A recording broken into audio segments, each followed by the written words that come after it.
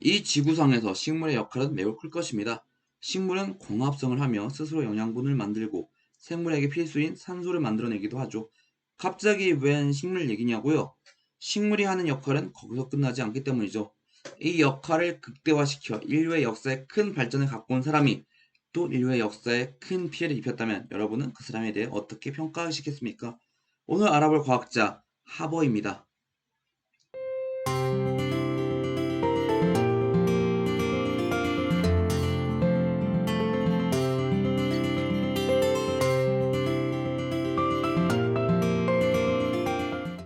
질소라는 원소는 비록 생명체를 구성하는 요소에 대해서는 적은 양을 차지하지만 핵산이나 단백질을 구성한 성분이므로 매우 중요합니다. 그리고 질소는 지구 대기의 78%를 차지하니 우리 주변에서 쉽게 볼 수 있죠. 그러나 첫 번째 문제는 대기 중의 질소를 생물이 체내에서 직접 섭취하거나 착용하지는 못한다는 것이죠. 이때 식물 뿌리에 사는 뿌리옥 박테리아가 대기 중 질소를 암모니아 형태로 바꾸어주는 역할을 합니다. 이를 질소 고정이라고 하죠. 그걸 식물이 먹고 그 식물을 동물이 먹고 또 그 동물의 배설로 배출하고 또 박테리아가 분해하는 등 질소는 순환하고 있죠. 아쉽게도 두 번째 문제는 인류가 발전하면서 식량, 즉 농업 생산량은 늘어나야 하는데 농작물이 성장하는 데 필요한 이 질소가 박테리아의 질소 고정으로는 부족하다는 점이었습니다. 그래서 사람들은 죽은 물고기를 거름을 하여 다시 흡수하게 하거나 뿌리옥 박테리아 갖고 있는 강낭콩을 옥수수와 같이 씹으면서 해결하고자 하였습니다. 우리나라도 콩과 식물을 논에 심은 후 모내기를 하기 전 갈아엎어서 비료로 썼다고 하는군요.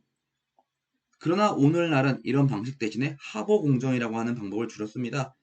20세기 초 독일의 화학자 프리츠 하버는 다음 세 가지 조건을 맞춰주면 질소와 산소가 결합하여 암모니아가 되면서도 암모니아가 다시 분해되지 않게 할 수 있다는 것을 알게 되었죠.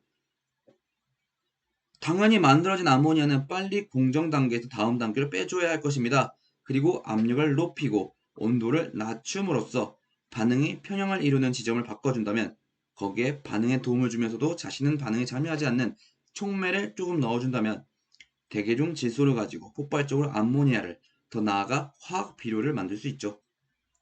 이는 농업 생산량을 늘리고 인류의 발전에 큰 기여를 했습니다. 하지만 우리는 하버를 좋게만 볼 수는 없지요. 그가 만든 독가스가 제1차 세계대전 당시 많은 사람들을 죽음으로 몰고 갔으니까요. 1차 세계대전이 끝난 뒤 열린 전범들에 대한 재판에서 많은 과학자들이 그를 옹호했습니다. 몇 초 만에 사람을 죽일 수 있는 포스대와 사람의 눈을 멀게 하고 폐를 손상시키는 이페리트처럼 살상 무기를 만든 과학자가 사악한 것이 아니라 전쟁이 사악할 뿐이라면서요.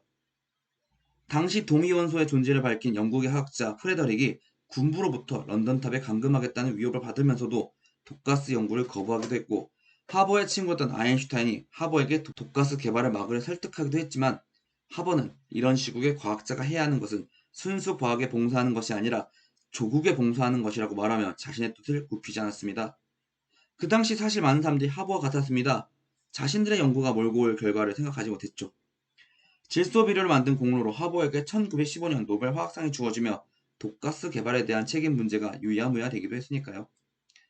반면 당시 독일 여성 중 몇 없는 박사학위 소지자이자 유능한 화학자였던 하버의 아내 클라라는 독가스가 살포되었다는 소식을 듣고 1915년 5월 어느 새벽에 스스로 생을 마감하기도 했습니다.